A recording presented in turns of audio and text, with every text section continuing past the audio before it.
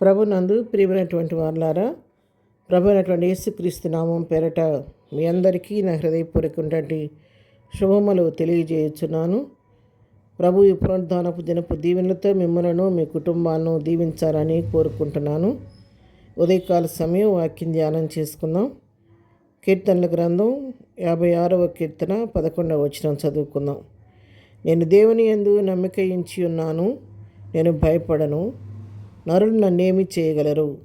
ఇక్కడ భక్తుడు చక్కగా చెప్తున్నాడు, నా నమ్మిక నా దేవుని యందు ఉంచి ఉన్నాను, నేను దేవుని యందు నమ్మిక ఉంచున్నాను కాబట్టి నరులు నాకేమి చేయగలరు అని చెప్పి ప్రశ్నిస్తున్నాడు. అంటే నరులు నన్ను ఏమీ చేయలేరు, నా నిరీక్షణ నా ప్రభువులో ఉంది కాబట్టి, నా ప్రభువు నాతో ఉన్నాడు కాబట్టి ఈ నరమాత్రులు నన్ను ఏం చేయలేరు అని చాలా చక్కగా భక్తుడు చెప్పగలుగుతున్నాడు.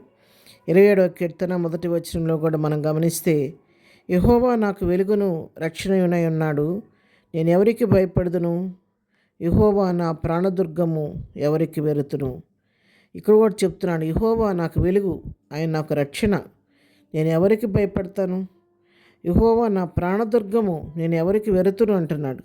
నా అండా కొండ ఆశ్రయ దుర్గము, నా ప్రాణదుర్గము నా ప్రభువే కాబట్టి నేను దేనికి భయపడ్డని చెప్పి ధైర్యంగా చెప్తున్నాడు. ఇర్మీయా గ్రంథం 17వ అధ్యాయంలో కూడా యెహోవాను నమ్ముకున్నవాడు ధన్యుడు అని వాక్యం సెలవిస్తుంది. అవునండి, యెహోవాను నమ్ముకున్నవాడు ధన్యుడు, వాడు దేనికి భయపడడు. యెహోవా తమకు దేవుడుగా గల జనులు ధన్యులు. అవును, ఎవరైతే దేవుని దేవుడిగా చేసుకుంటారో, దేవుని పైన ఆధారపడతారో వారు ధన్యులని చెప్పి దేవుని వాక్యం సెలవిస్తూ ఉంది.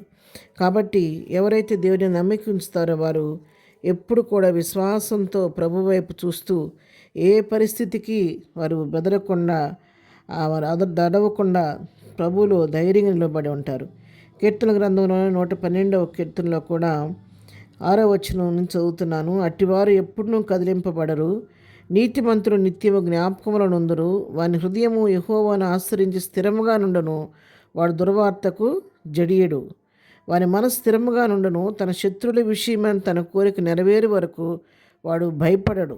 చూసారా, వాడు నీతిమంతుడు యెహోవాను ఆశ్రయించుంటాడు కాబట్టి, అతను యెహోవాలో స్థిరముగా ఉన్నాడు కాబట్టి అతను దుర్వార్తకు భయపడాడంట. తన మనసు ఎప్పుడు కూడా ప్రభువులో స్థిరపరచుకొని ఉంటాడు కాబట్టి తన శత్రువు విషయమైన తన కోరిక నెరవేరే వరకు అతను దేనికి భయపడకుండా ప్రభువును బట్టి ధైర్యం తెచ్చుకొని ముందుకు సాగిపోతూ ఉంటాడని చెప్పన్న సత్యాన్ని ఇక్కడ మనం గమనించగలుగుతున్నాం. అవును ప్రియరా, మన దేవుని నమ్మిక ఉంచినప్పుడు నిత్యము ఆయన కృప మనకు తోడుగా ఉంచి, మన చుట్టూ ఆయన దూతలను కాపులాగా ఉంచి ప్రభువు మనకు తోడుగుంటాడు కాబట్టి క్షణికమైనటువంటి ఆవేశంతో మనుషులు మన మీద దాడి చేసినప్పటికీ మనం కృంగిపోవాల్సిన పని లేదు, భయపడాల్సిన పని లేదు, అధైర్యపడాల్సిన పని లేదు. ఎందుకంటే ప్రభువే మనతో ఉన్నాడు. అందుకే యెషయా గ్రంథంలో కూడా 51వ అధ్యాయం 12వ వచనం చదువుతున్నాను. నేనే మిమ్మల్ని ఓదార్చువాడను, చనిపోవు నరునికి తృణమాత్రుడగు నరునికి ఎందుకు భయపడదు. చూడండి వాక్యం ఎలా ప్రశ్నిస్తుందో. నేను మిమ్మల్ని ఓదార్చేవాడిని మీకు తోడుగా ఉండగా చనిపోయే నరుడు, తృణమాత్రుడు నరుడికి మీరు ఎందుకు భయపడుతున్నారు. వాడు ఏమి చేయలేడు మిమ్మల్ని, వాడు నశించిపోయేవాడు, క్షణికూలను అతని దేహం నాశనం అయిపోద్ది. చనిపోయే నరుడు, ఎన్నిక లేని నరుడికి ఎందుకు మీరు భయపడుతున్నారని దేవుని వాక్యం సెలవిస్తుంది. కాబట్టి మనం మనుషులకు భయపడకూడదు, దేవునికి మాత్రమే మనం భయపడాలి. కాబట్టి ప్రియులారా, ఈ ఉదయకాల సమయంలో ప్రభువుకు భయపడుతూ ప్రభువునందు నమ్మిక ఉంచి విశ్వాసంతో ఏ పరిస్థితికి భయపడక, శత్రువుకి భయపడక, నరులకు భయపడక మన ముందుంచటండి పందెపు రంగంలో ధైర్యంతో ముందుకు సాగిపోదాం. అలాంటి కృపాధన్యత ప్రభువు మనకందరికీ దయచేయను గాక. ఆమేన్. ప్రార్థన చేసుకుందాం. దయామడమైనటువంటి మా తండ్రి, నీ ఘనపాదములకు వెళ్ళని వందనములు, స్తుతులు, స్తోత్రాలు చెల్లించుకుంటున్నాము నాయన. ఈ ఉదయకాల సమయంలో నీ సన్నిధికి వస్తున్నాం ప్రభా. వాక్యం ఉంటున్న మా ప్రియమైన వారందరినీ దీవించండి, ఆశీర్వదించండి నాయన. ఈ దినం తండ్రి నీ ధైర్యపాత్ర మమ్మల్ని అభిషేకించండి. మేము నీ యందు నమ్మిక ఉంచేవారుగా మమ్మల్ని సిద్ధపరచండి. మా మనస్సు నీ యందు స్థిరపరచుకొని నిన్ను ఆశ్రయించుకొని ప్రభా నమ్మికతో నీ వైపు చూసి సాగిపోయే కృప దయచేయండి.